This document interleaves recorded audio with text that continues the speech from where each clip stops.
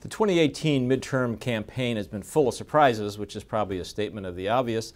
But here's one of the biggest surprises: how well Democratic candidates are doing raising money this year, especially Democratic candidates for House seats. In fact, this is one of the biggest reasons Democrats are confident in their ability to take control of the House of Representatives away from the Republicans this year. And to get some idea of how unusual and how big this trend is, look at some numbers that my colleagues Julie Bykowitz and Reed Epstein put together this week for a story in the Journal.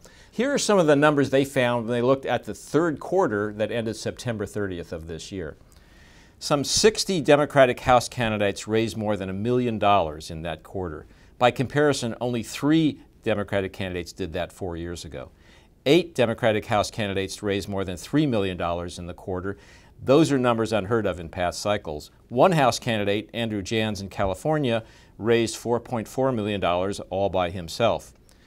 Now, across the country, that means that there are a lot of Democratic challengers who've actually raised more money this year than the Republican incumbents that they're trying to defeat. And that's very unusual, because normally it's easier for an incumbent who's already in office to raise money than for a challenger who's trying to unseat that incumbent. But that's not working that way this year. So what does this money buy? Well, it buys a lot of things, obviously, but one of the biggest things it buys is TV commercials. Again, looking at the way Democrats have spent money in the second half of this year, Democratic House candidates have booked more than $122 million in TV commercials from August through Election Day, compared to $67 million for Republican House candidates.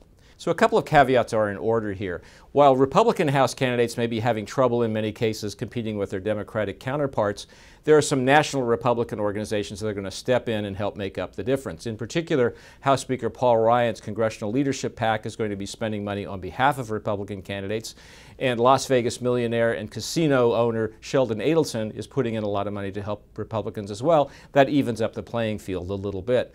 And secondly, money isn't enough to win an election. There's got to be more to it than that, including a particularly good candidate. But certainly a shortage of money can be a fatal blow in an election, and that's not a problem very many Democratic House candidates are having to worry about in this cycle.